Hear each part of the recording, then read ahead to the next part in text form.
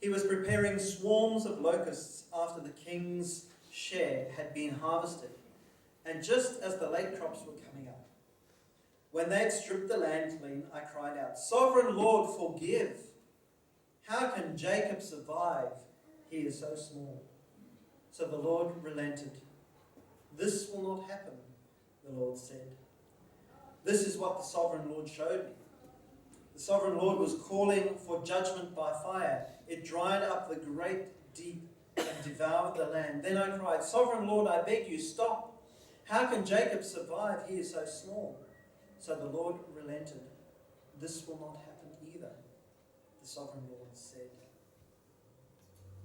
This is what he showed me. The Lord was standing by a wall that had been built true to plumb, with a plumb line in his hand. And the Lord asked me, "What do you see, Amos?" "A plumb line," I replied. Then the Lord said, "Look, I am setting a plumb line among my people Israel. I will spare them no longer. The high places of Isaac will be destroyed, and the sanctuaries of Israel will be destroyed. With my sword I will rise against the house of Jeroboam." Then Amaziah, the priest of Bethel, sent a message to Jeroboam, king of Israel. "Amos is raising a conspiracy against you in the very heart of Israel. The land cannot bear his words." For this is what Amos is saying. "Jeroboam will die by the sword, and Israel will surely go into exile, away from their native land." Then Amaziah said to Amos, "Get out, you seer. Go back to the land of Judah.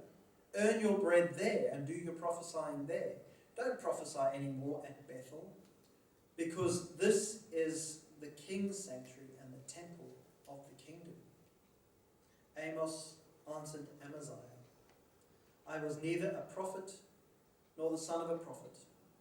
I was a shepherd, and I also took care of sycamore trees. But the Lord took me from tending the flock and said to me, 'Go, prophesy to my people Israel. Now then, hear the word of the Lord. You say, do not prophesy against Israel. Stop preaching against the descendants of Isaac. Therefore this is what the Lord says. Your wife will become a prostitute in the city, and your sons and daughters will fall by the sword. Your land will be measured and divided up, and you yourself will die in a pagan country. All Israel will surely go into exile away from their native land.'" And with this happy note, consider when God speaks in judgment.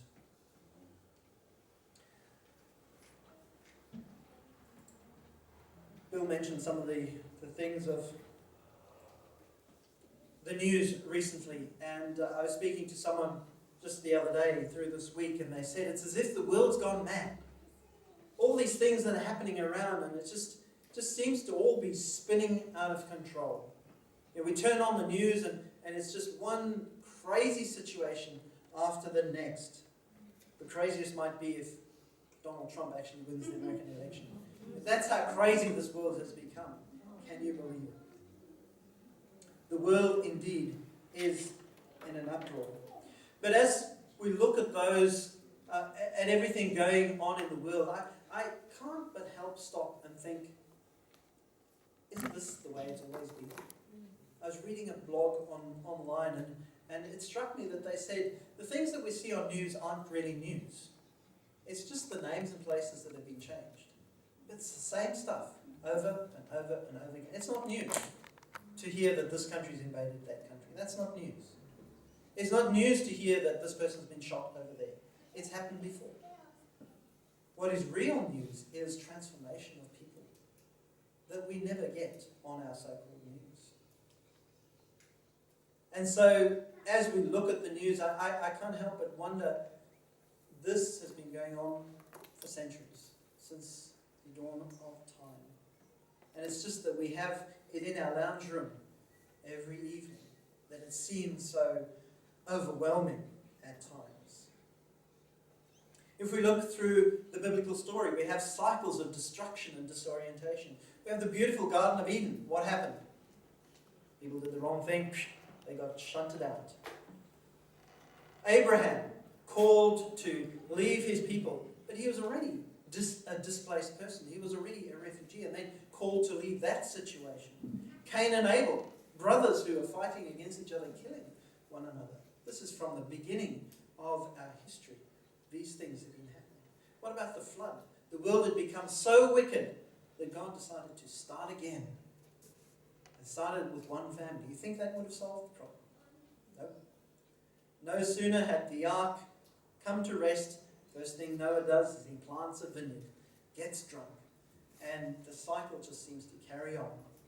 What about the Egyptian slavery of the people of Israel? And even the judges, the cycle of continuous calling out to God, Lord, things are terrible in our land. God saves them. And they say, great, things are good now. Let's get back to business as usual. And next thing they know, it's disaster upon disaster. And while the book of Judges comes to a fairly short book, that cycle seems to continue, even through the kings. And so we come to the life and times of Amos. We jumped into the middle of this book. Now, some of the things that we need to realize about Amos is that this is in a period when the people of Israel, the country, had been divided into two separate kingdoms, 10 tribes in the north, 2 in the south. The people in the north had their sanctuary in Bethel. We read about that. They had a place of worship in Bethel, which was a really ancient site of worship. Remember when Jacob fled from Esau, another one of those disorientation cycles? As he's fleeing, he gets to this place and he has to sleep on a rock pillow. Not tontine, but this. I don't know how you sleep on a rock pillow, but he had some strange dreams. It's no wonder. Sleep on a rock pillow, you can have some strange dreams. And he had this dream about a staircase that went into heaven. And the angels descending and ascending on that staircase. And he called the place the house of God, Bethel. And this is the place where the northerners had built their sanctuary. But as we read that passage of scripture, is it Yahweh's sanctuary? Is it God's sanctuary? No, it's the king's sanctuary. And it's the temple of the country. And for the first time, even as we read that now, I wondered how much of that was nationalism that had taken root, that the king had replaced the place of God. And the worship wasn't about righteousness in God, but about being a good citizen of the country. Being just this whole sense of identity. We are northerners. We are the people of Israel. They even called themselves Israel. Judah in the south was kind of sidelined. Israel had always been called Israel. And when I teach this in Old Testament studies, at this point of the history it gets confusing. Because before the divide, everything is Israel. And after the divide, just the north is Israel. And so the arrogance of these breakaway group to call themselves Israel. It's like, I was going to say Queensland, but let's not pick on ourselves today. The Northern Territory breaking away and calling themselves Australia. And the rest of Australia is just, doesn't matter what you call yourselves. We are Australia. Something in that situation. Now, Amos is a southerner. He's from Judah. And he gets called by God to go to these arrogant people in the north and preach to them. And boy, did he give it to them. He was in their face. He was harsh with them. And it's interesting, a couple of weeks' time, we'll look at the book of Hosea. Hosea's message is a lot more gentle, a lot more subtle. And when you realize that Hosea is actually from the north, you realize this guy's talking to his own people. And it's much easier to go easy on Queensland. Much easier to be harsh on New South Wales. Sorry, Lynn, you're getting it this morning. But the other thing about Amos is he was a farmer. And here this farmer, this farm boy is in the parliament of the Northern Kingdom. And he's in the king's face saying, this is what you're doing is wrong. At the time, there was a power vacuum in the two major powers that kind of always tended to squeeze the into submission. And so it speaks about how under Jeroboam, the borders of Israel were re-established, and there was a time of prosperity, and things were going really, really well in the north. And the south was benefiting as well. But in the midst of all this prosperity, there was a growing disproportionate wealth. And the poor were getting poorer, the rich were getting richer. Does it sound like a story that's familiar to you? And society was starting to show signs of tension. And into this farm boy comes along and says, you need to reform your political situation. You need to take care of the poor. You need to look after those who are unable to look after themselves. He speaks about this locust pest that has come through and destroyed all the crops. Who looks after the people who depend on what's left over when even that is destroyed? And the rich sit in their houses and they're unconcerned about those who have little.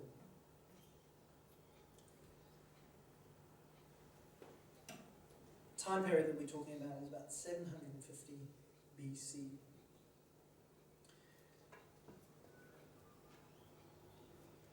Leading up to this prophecy,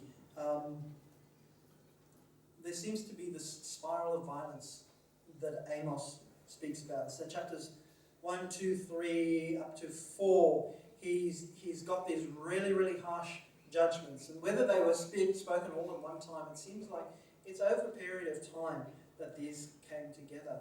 But he speaks a word against Damascus, and then against Gaza, and then against Tyre, and Edom, Ammon, Moab, even Judah, before he gets to a message to Israel. And if you look at the geography of those cities that he's preaching about, it's like a spiral, and it goes around and it comes around, and eventually it hones in on them. And you get the sense as he's delivering this message, it's, the United States is such a terrible place, look what's happening over there. And China, look at all the things that China is. North Korea, don't get me started even on them. And what about New Zealand? I mean, those people just have lost it completely. Oh yes, and by the way, Australia, you're in for some trouble as well.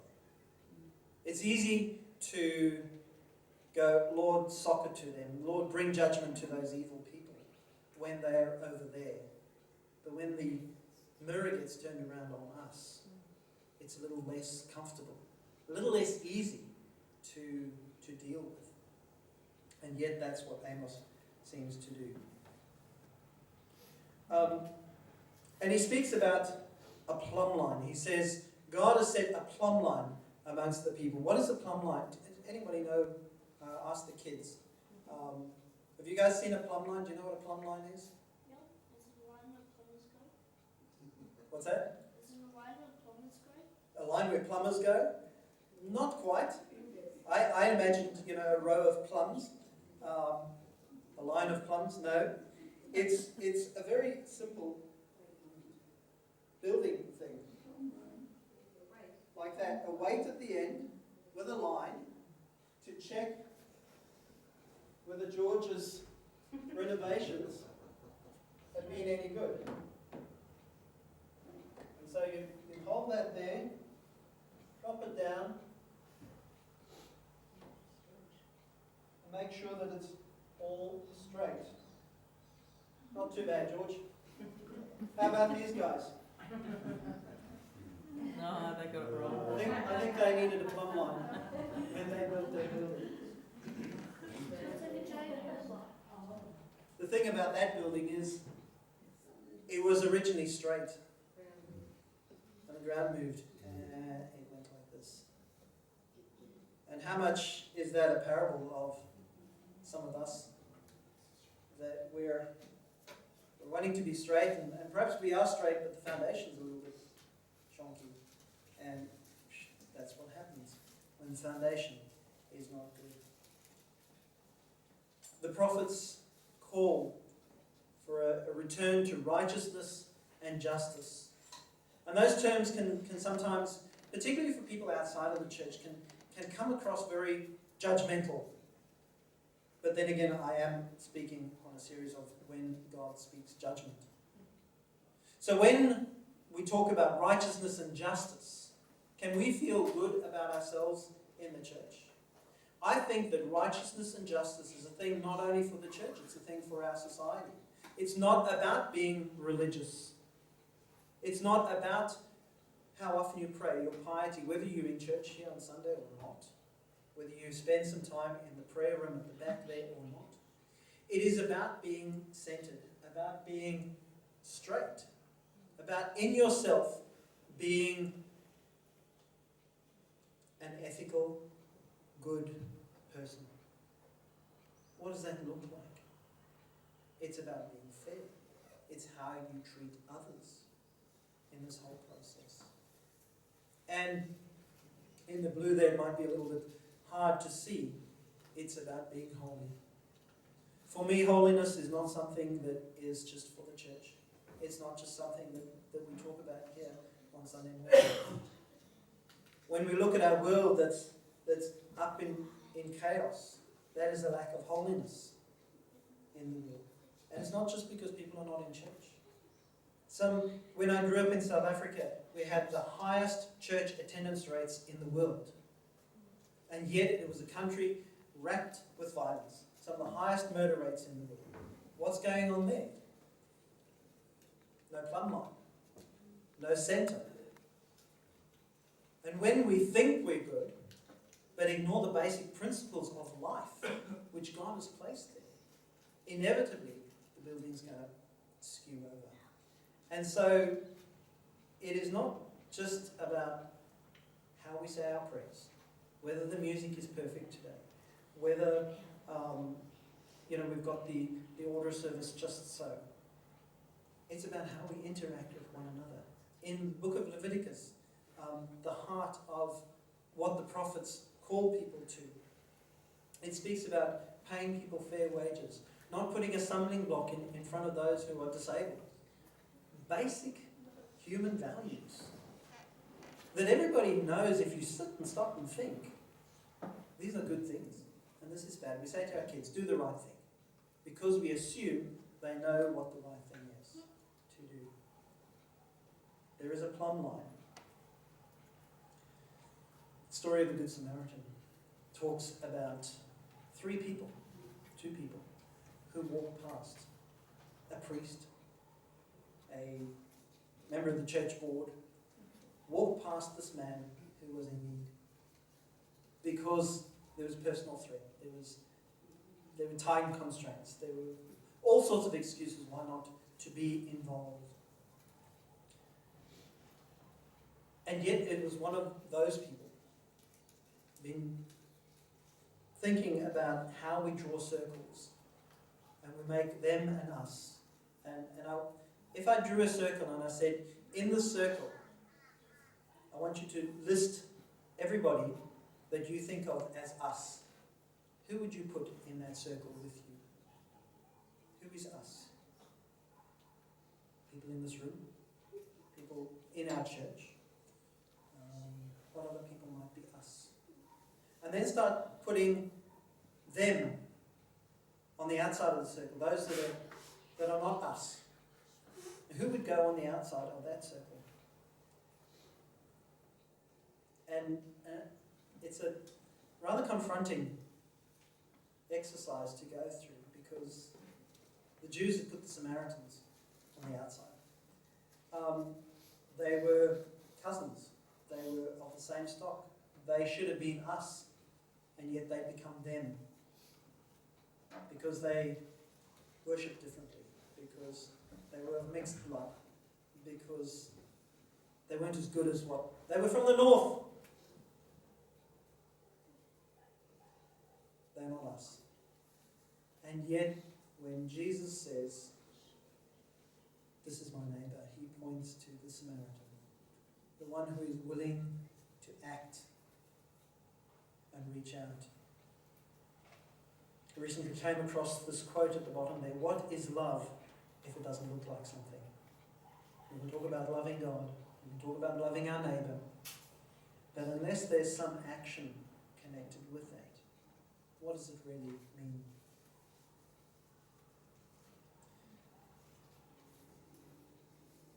I love the words, and I identify with Amos when he says, "I am not a prophet, nor am I a son of a prophet. My father was a businessman. He came to the Lord late in life. It's not like I've got this." One of my mentors in the Philippines, the president of the seminary up there, his grandfather was a Nazarene pastor. His father was a Nazarene pastor. He was a Nazarene pastor. His children are Nazarene pastors. And I think his grandchildren will be Nazarene pastors as well. What a wonderful legacy, and we celebrate that. Me, I'm not that. No, sorry. First generation Nazarene. I'm not a prophet. I feel very often inadequate for the task that God has called me to. And in this prophecy that Amos brings, I wonder if he felt just as inadequate in his task to come as a farm boy into the parliament of the Northern Kingdom and say to the king, "Your political policies stink. You know, I'm used to working with sheep and manure, but I haven't smelt such stench as what I smell here." As we look at the prophets, we recognize that judgment comes before a fall. God sends a prophet to say to them, "You're doing the wrong thing. Turn around, change what you're doing." There are signs in our society that things are not the way they ought to be. Turn on the news.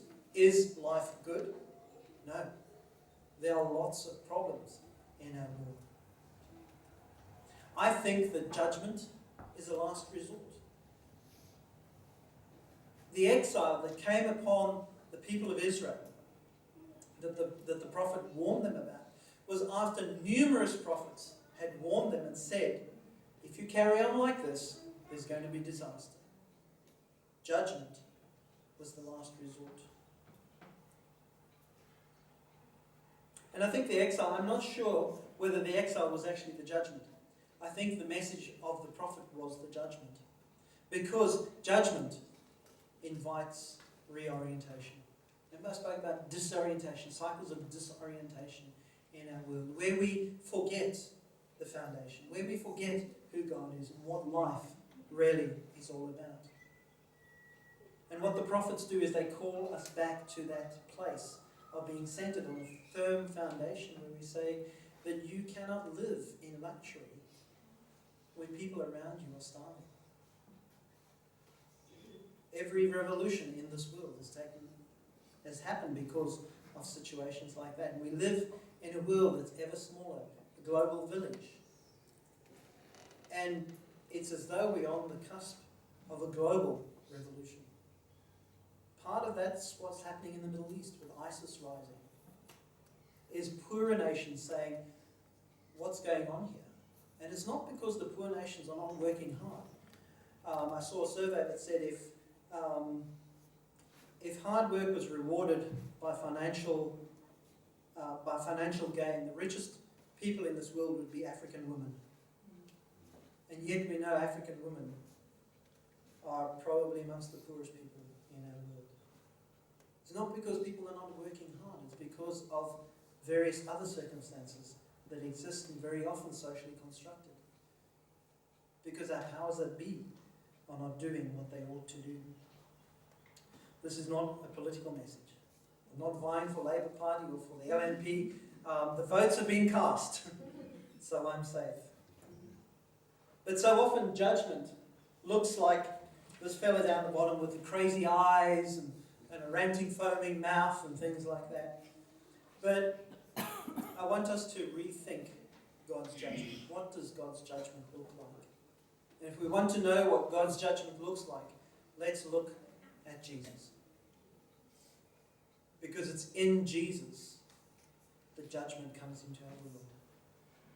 After the flood, God said, "I'm never going to destroy this world with a flood again." But what he does in Jesus is brings a flood of life. And his judgment on this world is not to destroy it, but to transform it from the inside out.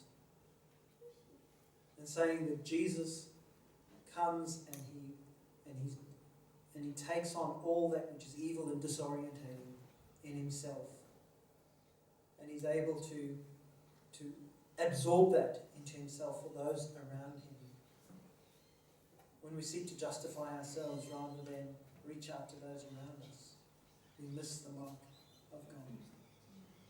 Jesus is God's plumb line for us. This is what it looks like to live in holiness. To care for the one that no one wants to care, that's been pushed out to the edge of society. To touch those that nobody else wants to touch. To draw our circle big enough so that there's no us and them, that it's all us. Because at the end of the day, we need one another. We are one human race. There is no us or them.